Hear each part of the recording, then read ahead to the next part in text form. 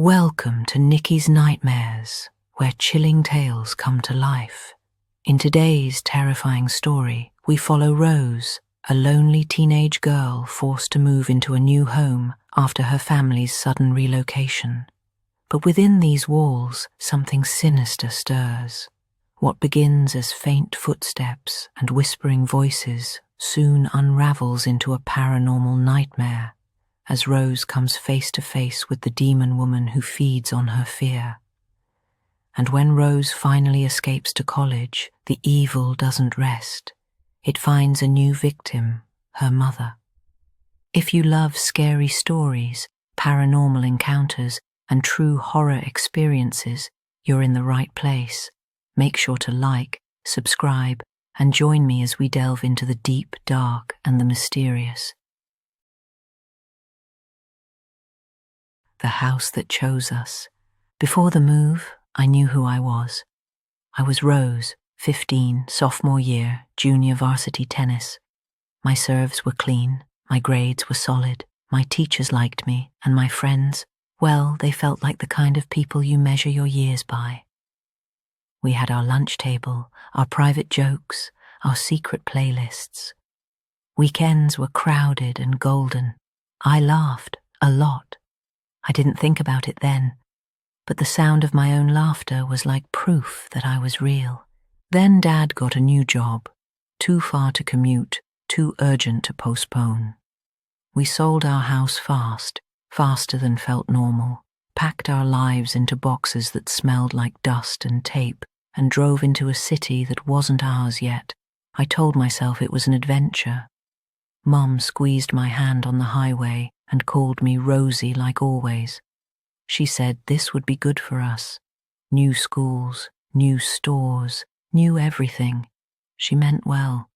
The housing market there was impossible. Every house we toured was either too small, too expensive, or already snatched away by people with better timing. Except one. It was a Victorian.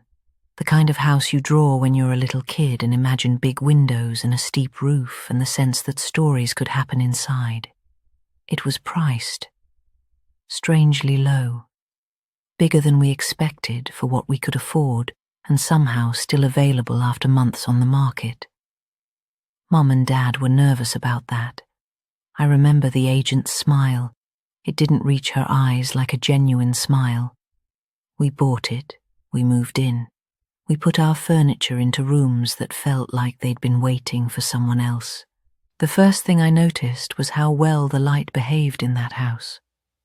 Mornings were warm, evenings were gentle, and every room felt staged to look inviting. The floors were old wood. The walls were a soft white that carried whispers of past paint beneath it, and the staircase creaked in a way that felt quaint. There was a basement, wide, low, and crowded with the kind of shadows that settle in and never leave. All our bedrooms were on the second floor. I picked the room with the bay window because that's what you do when you want to feel like a main character of a movie. For the first 3 months, nothing happened. At least, nothing I would put in a scary story. The house was just a house, and my life was the problem. At my new school, I was a stranger who dressed like she'd wandered off the wrong bus. The tennis team didn't have a place for me, and I didn't know anyone to practice with. The popular girls met me with that sweet, sharp smile you can feel like a paper cut.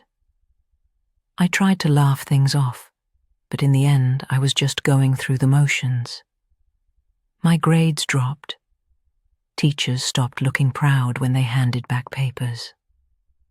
I went home and told myself it would get better. It didn't. Mom and Dad worked a lot, late dinners, tired faces, the kind of fatigue that makes good people a little less patient. When I tried to explain how I felt, they said the same gentle thing. "You're adjusting, Rosie." "It'll pass," I nodded. I wanted to believe them. I wanted to step back into myself and find the door wasn't locked. Around month 4, the house began to notice me. It started with little things, a hairbrush that always sat on my dresser, and now I find it on the window ledge. A textbook I'd swear I left by my backpack but found on the stairs. Thrift store earrings I loved, one missing, then both, then the pair turned up in my bathroom sink like they'd been washed and set out to dry. I called it distraction. I called it stress. I called it anything but what it felt like. Then the nights began to change temperature. It wasn't the thermostat. It was a particular cold, a heavy air that went for the soft parts of your throat and stayed in your lungs. There was a weight to it, the way silence can be heavy.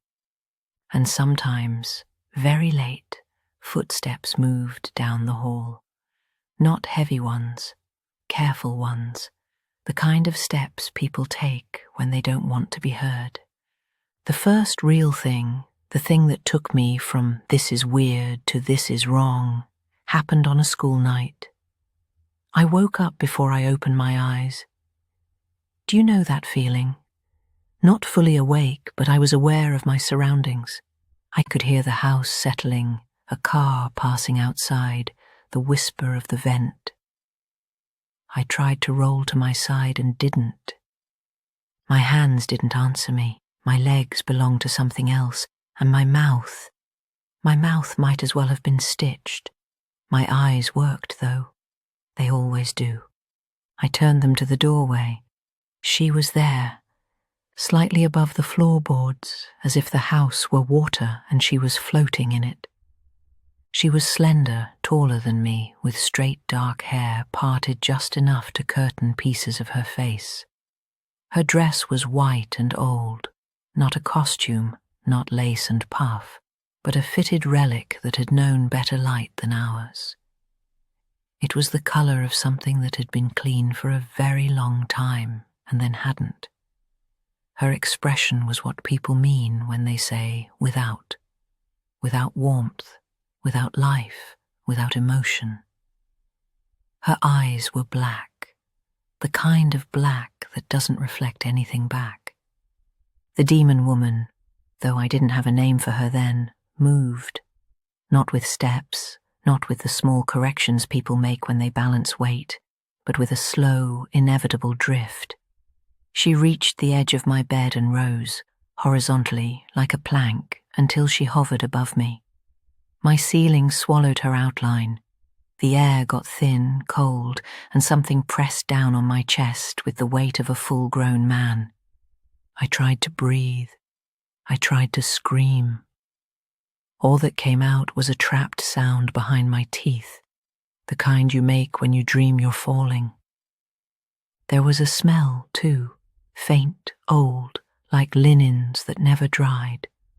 A minute or an hour, or the lifetime that fits inside a few seconds. I don't know. The weight lifted.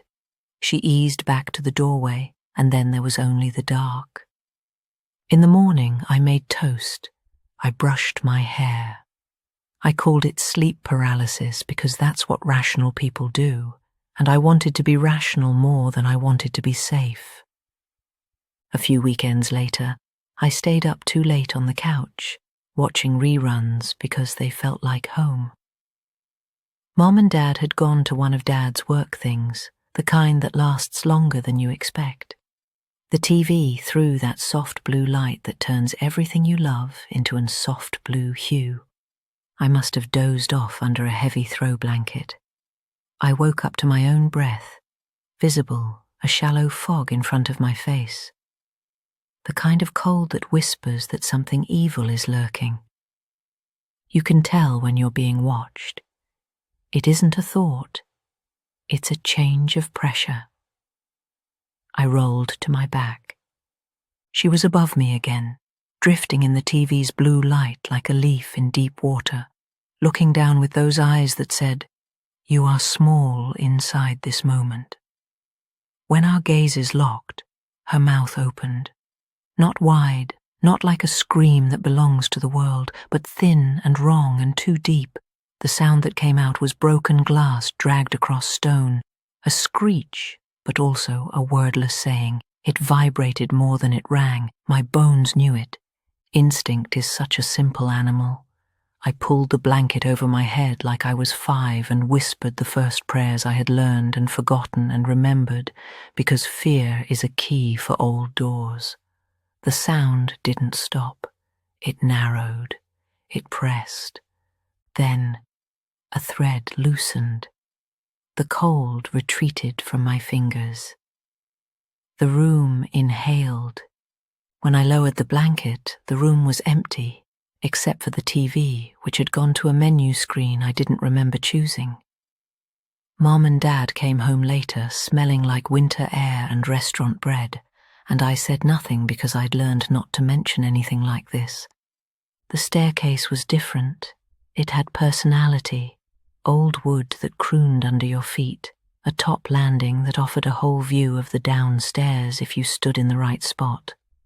One night, after too much late TV, I shut everything off and tiptoed toward the stairs, sleepy and groggy. I looked up at the landing to aim my feet. She was waiting at the top. We didn't move. There's a second before fear turns into action when you are very aware of your heartbeat. Mine sounded like an animal trapped in a cage. She didn't blink. The house didn't creak. The street outside was a mute image through the window. When the paralysis broke, it wasn't the gentle kind. It was a race. I stepped back without meaning to. She surged forward without moving her legs.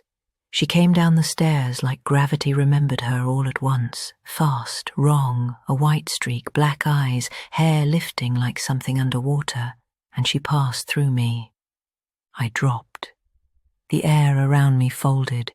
My back hit the steps, then the floor, and I let out a sound I didn't know I could make. I think it was my name that I screamed, or maybe no word at all. Mom and Dad came running, bleary and frightened. They found me on the rug by the newel post, crying into my own hands. They helped me sit up. They checked my pupils.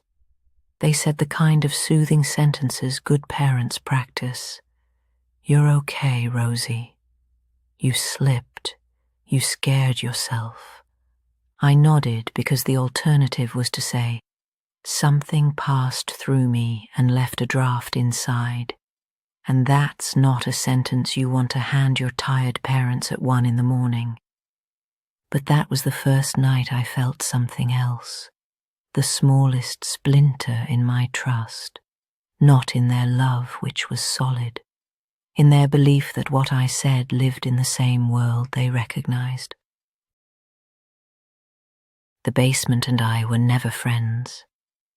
It had the particular gloom that clean basements still manage, the kind that feels like the house's past is stored in the corners, not just the holiday boxes. One afternoon, Mum called from the kitchen, "Rosie, can you grab a few cans from the pantry downstairs?" Her voice was bright, busy. I swallowed and reluctantly said, "Sure." The basement door had a personality too. First the hesitation on its hinges, then a short groan, like it resented being reminded. I put my hand on the rail and told myself I was being dramatic. The first steps agreed with me. The next few were less generous. Halfway down, the air cooled like a thought. Behind me, softly, the door eased itself shut. The creak of the first step, the one I'd just left, came again. Then the second, then the third. Faster, heavy, wrong.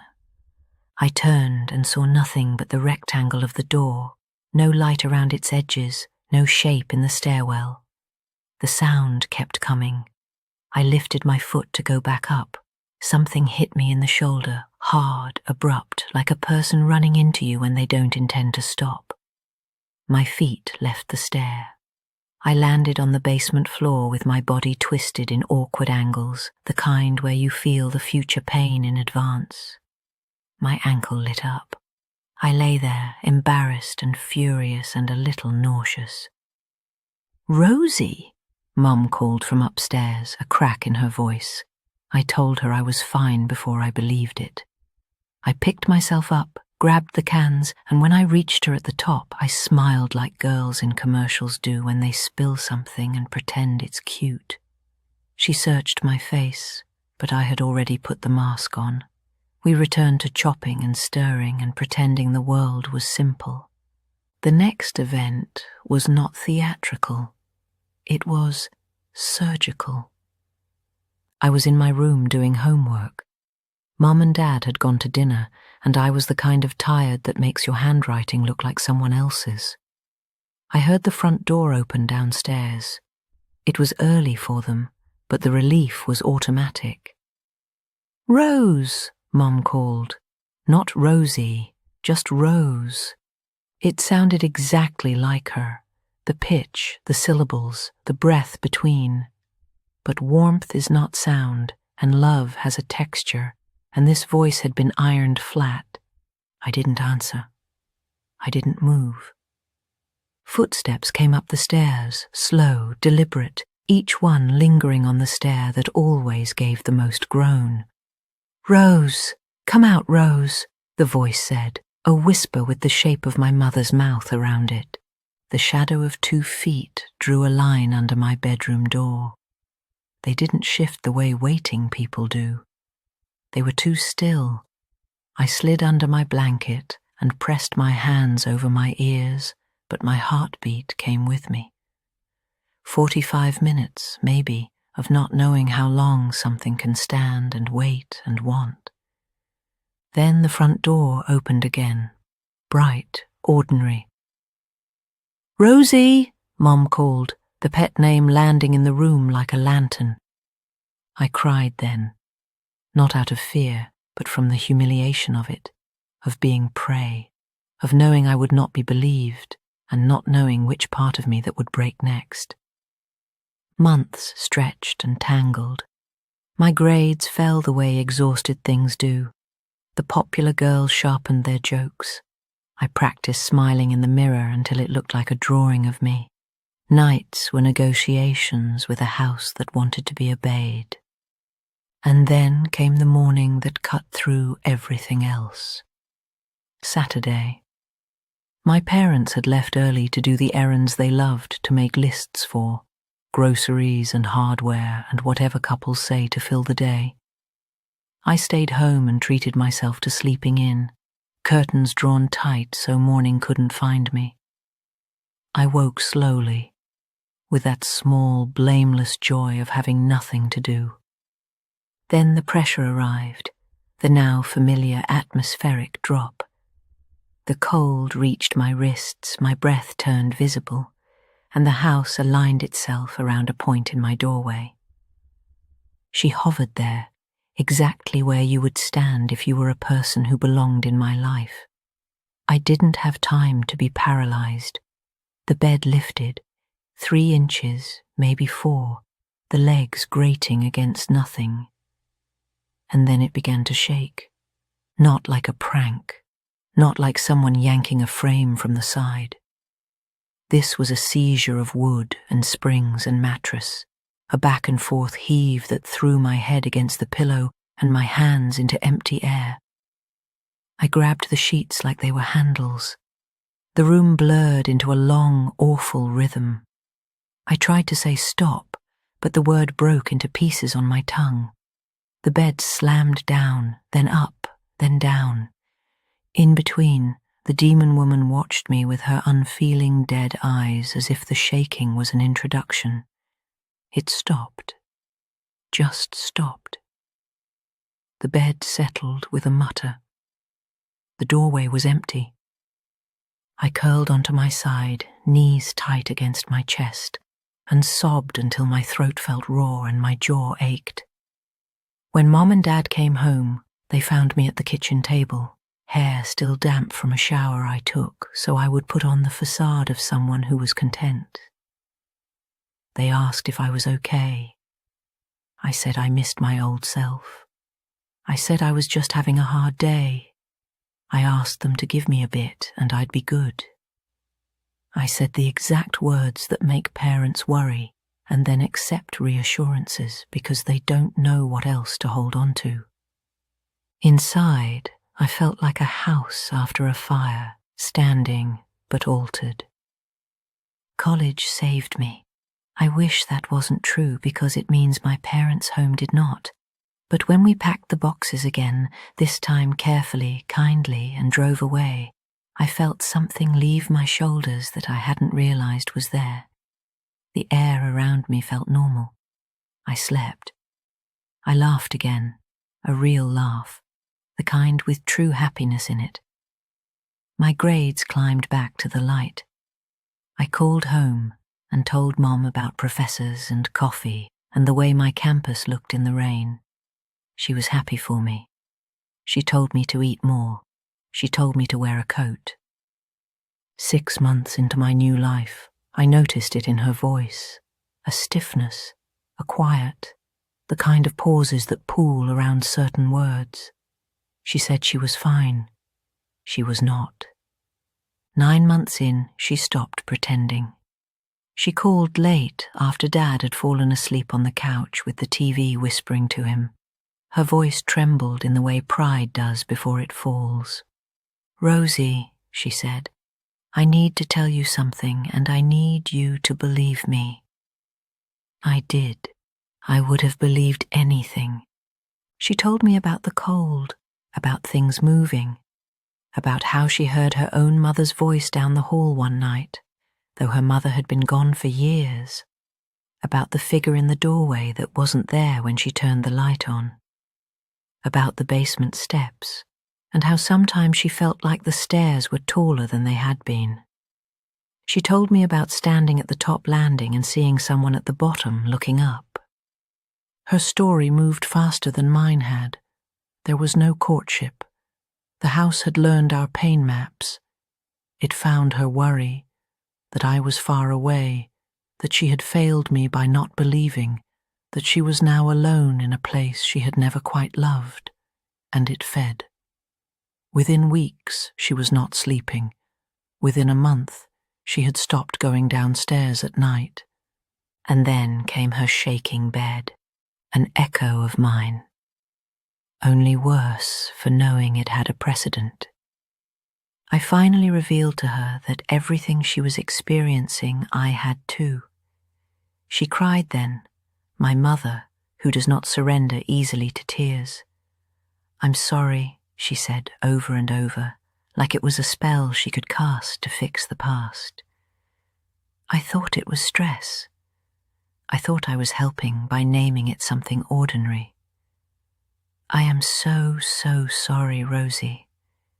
There are some words you think you need to hear your whole life, and then when you finally do, they break you open in the best way." I told her I forgave her, that there was nothing to forgive, that I understood, because when horror looks like sadness, it is polite to call it sadness. We don't want to make our lives stranger than they are. We convinced Dad together, the way you convince someone you love that a storm is not just weather. He didn't argue, not really. He asked practical questions because that's how he knows how to love us. We put the house on the market. The agent had a new smile but the same eyes. The loss was significant, the kind that makes people say, "lesson learned" in articles. We sold anyway. The last day in that house, I walked from room to room the way you do when you want to pretend you're remembering, but you're actually checking if you left pieces of yourself behind. My room was smaller than I remembered. The bathroom smelled like lemon cleaner and the residue of unhappy memories. At the top of the stairs, I paused. You know how some houses sound different empty? Ours did. It was brighter, louder, as if our furniture had been holding the echoes down. I stood on the landing and waited for the feeling, the rush, the presence. I felt only an attention, like the way a theatre feels when the curtain is down but the audience hasn't left yet. I didn't say goodbye. I'm not sure you can say goodbye to a place that wanted you to stay for the wrong reasons. Mom took my hand on the porch. Dad locked the door. We walked to the car like normal people, People ask me sometimes, friends who love scary stories and think they want the real thing, whether the demon woman followed us. I tell them the truth, not in the ways that count. The air in my apartment is my own. Mum laughs in her kitchen again. Dad tells dumb jokes and burns toast. We sleep, mostly, but sometimes, when I wake in the hour that belongs to no one, I think about that house being shown to another family by another agent with a tired smile. I imagine someone's daughter running her hand along the banister and feeling how smooth it is. I imagine a mother, worn out from love, stepping onto the first basement stair and deciding it isn't so bad down there after all. I don't think houses are evil. I think they notice us. They learn our names in drafts and doors and small kindnesses and petty cruelties. Some of them hold what we bring. Some of them hold what they were given by the people who came before. And some are very good at listening for quiet girls who have stopped laughing. Soft inhale. My name is Rose. Once a house chose me, and even though we sold it and moved away and did everything families do when they want to be safe again, I still know the shape of its hallways when I close my eyes. If you ever find yourself in a beautiful, well-priced, well-lit Victorian that's been on the market longer than it should, listen.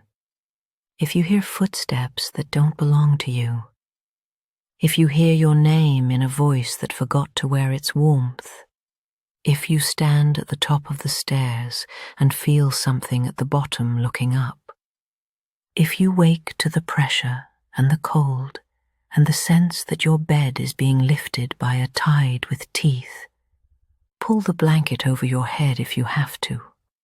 Pray if you can, run if you're ready, and if you stay, if you're like me and you stay long enough to learn the rules, remember this: not every haunting ends when you step outside. Some homes, once entered, never truly let you go. They just learn to call you by your nickname. The story ends here, but the terror does not. Join me again, like, comment, and subscribe if you dare.